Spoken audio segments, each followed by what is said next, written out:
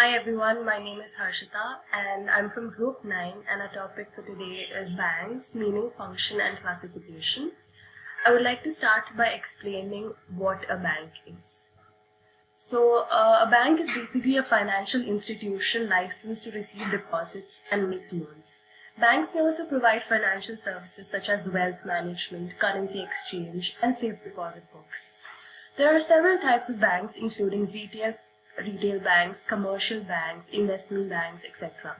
One example of commercial bank can be our ICICI Bank, whereas investment banks can be JP Morgan, Goldman Sachs, etc. In most of the countries, banks are regulated by the national government or central bank. In India, it is the RBI or the Reserve Bank of India.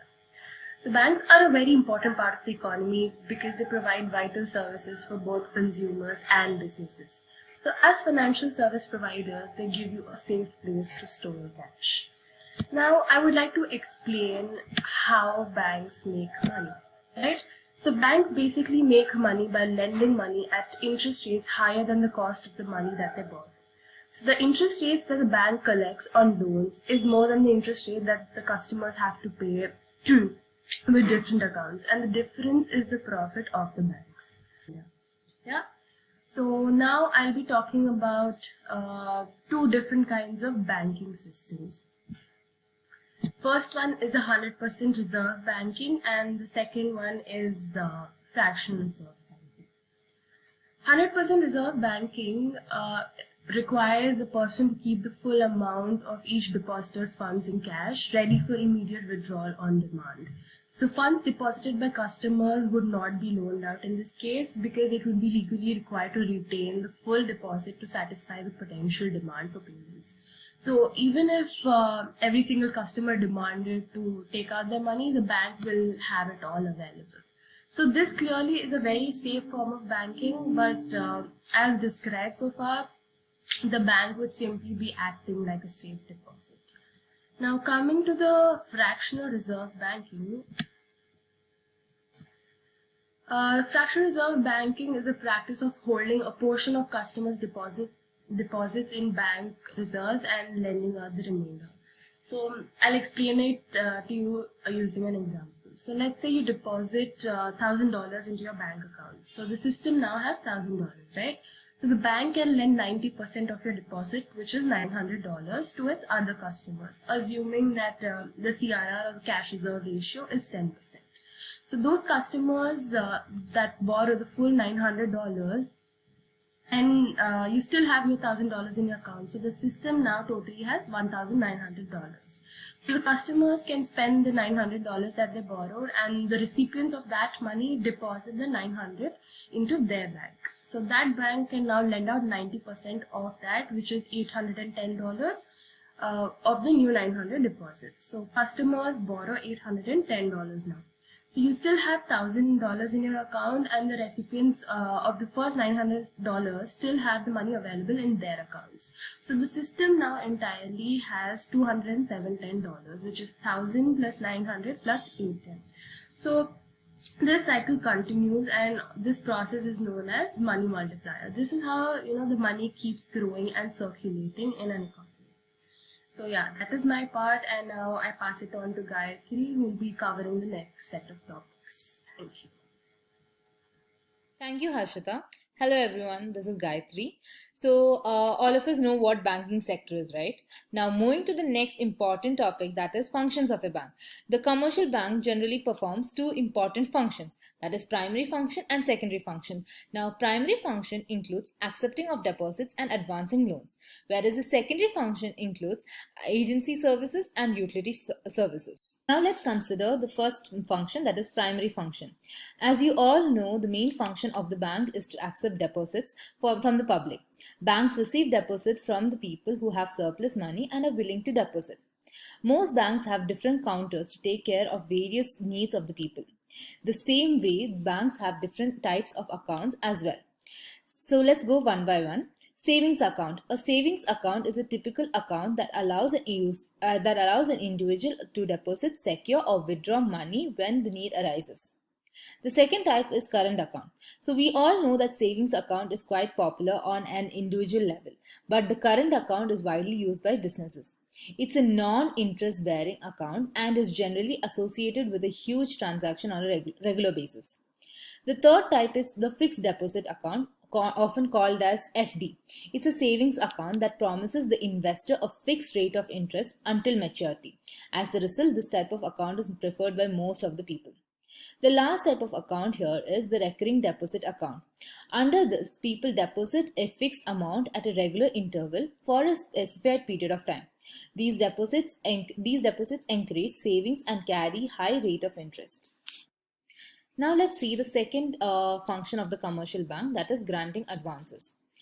So then now there are four types under it, that is cash credit. So under this facility, the banks allow the borrowers to withdraw cash to a certain limit in the form of cash credit against the personal security or the security of the goods pledged to the bank. The second one is overdraft. This facility is actually given to a current account holder and this will be treated as a loan and interest is charged on it. This facility is really helpful for businessmen to meet their working capital. The third one is discounting bills of exchange. It is nothing but a written promise by the debtor to the creditor to pay a specified sum of money. And when the bill of exchange matures, the bank recovers this payment from the party who signed the bill. The last one is loans. Various types of loans and advances are provided by the commercial banks on the basis of the time period, like short term, that is less than 2 years, medium term, that is within 2 to 5 years, and long term, that is more than 5 years. Now let's see the secondary function. So the under agency function, we have transfer funds. So banks provide the facility of economical and easy remittance of funds from place to place with the help of instruments like demand drafts, email transfers, etc.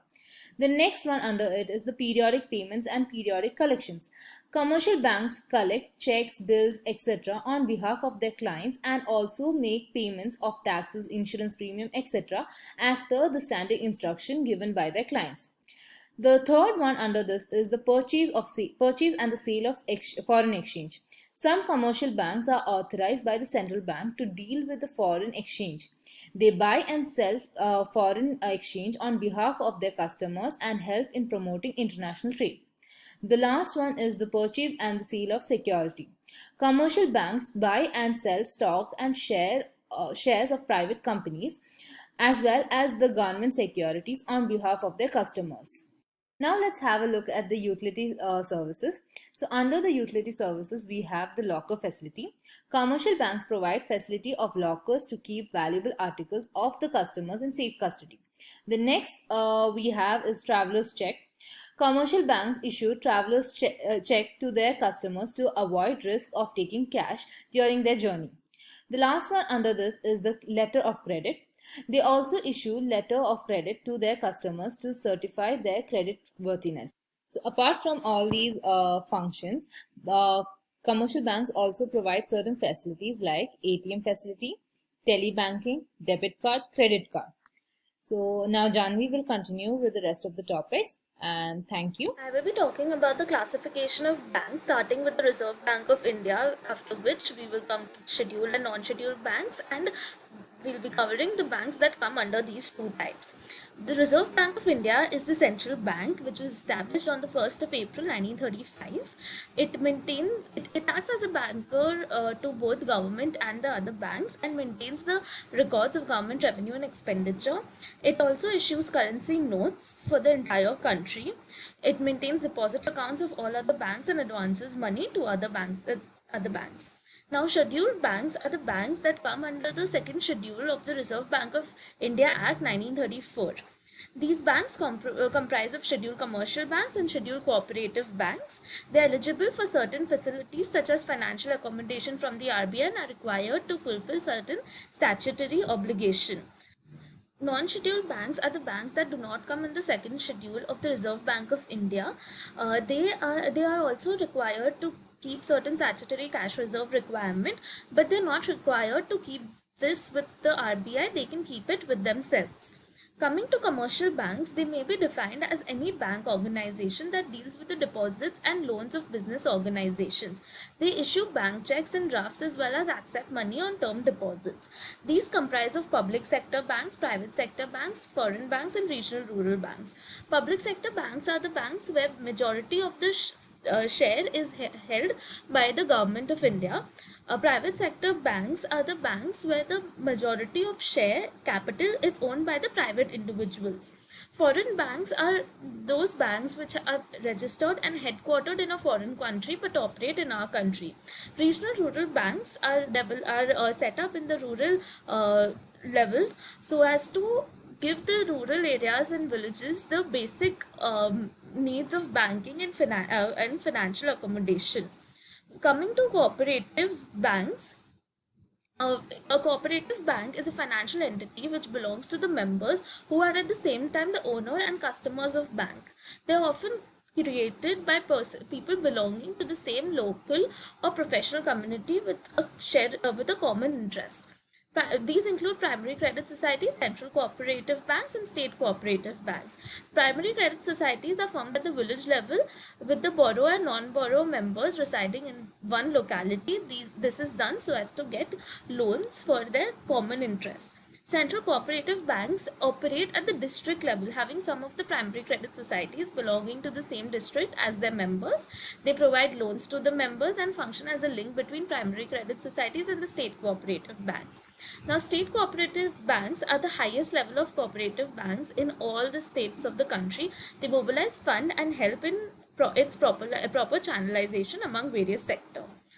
We also have special purpose banks. There are some banks which cater to requirements and to certain specific requirements and provide overall support for setting up business in that specific area. They engage. There is an example which can be taken, which is of Export Import Bank of India, Exim Bank, which caters to only the importing and exporting of the country. It was established in 1982 under the Export Import Bank of India Act 1981. Industrial Development Bank of India (IDBI) is also a special purpose bank. The ownership of IDBI is under the Government of India, and it was made principal financial institution for coordinating the activities of institutions engaging in financing, promoting, and developing industry in the country. NABARD, the National Bank for Agriculture and Rural Development, is an apex development finance institution fully owned by the Government of India. The bank has been entrusted with matters concerning policy planning and operations in the field of credit for agriculture and other economic activities in the rural areas. Next, we have development banks. Businesses often require medium and long-term capital for purchasing machinery and equipment for using latest technology or for expansion and modernization. Such financial assistance is provided by development banks. They also undertake other development measures like subscribing to the shares and debentures issued by companies in case of undersubscription by the issue of the public. IFCI, Industrial Financial Corporation of India, established in 1948, is one such development bank. It was the first development financial institution in the country to cater to the long-term finance needs of the industrial sector. Hi, this is Harshita, and I'm going to cover the case study which talks about JP Morgan's record revenue during the pandemic. So WHO officially declared the coronavirus outbreak as a global pandemic on March 11th, as the outbreak has now spread to over hundreds of countries.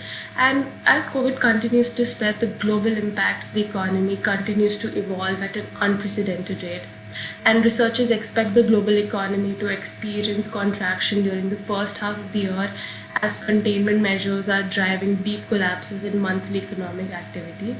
But however, JP Morgan showed a very different story altogether. So JP Morgan posted a record of about $33.8 billion in the second quarter revenue because of shrewd moves made under CEO Jamie Dimon to build up investment bank in the years after the financial crisis. Some of the reasons that can be pointed out are that the surging volatility and the unprecedented steps taken by Federal Reserve to support credit markets have created the best environment for trading and advising on debt on debt and equity insurance in years. And JP Morgan's corporate and investment bank posted a record of around 5.5 billion profit for the second quarter, which is more money than the entire banks typically generated before the coronavirus pandemic. Also, the bank's Wall Street division helped offset losses in the two of JP Morgan's four main businesses, which is consumer and commercial bank, as the firm set aside about $8.9 billion for the expected loan defaulters across its operations. Yeah, so that is our case study, and thank you.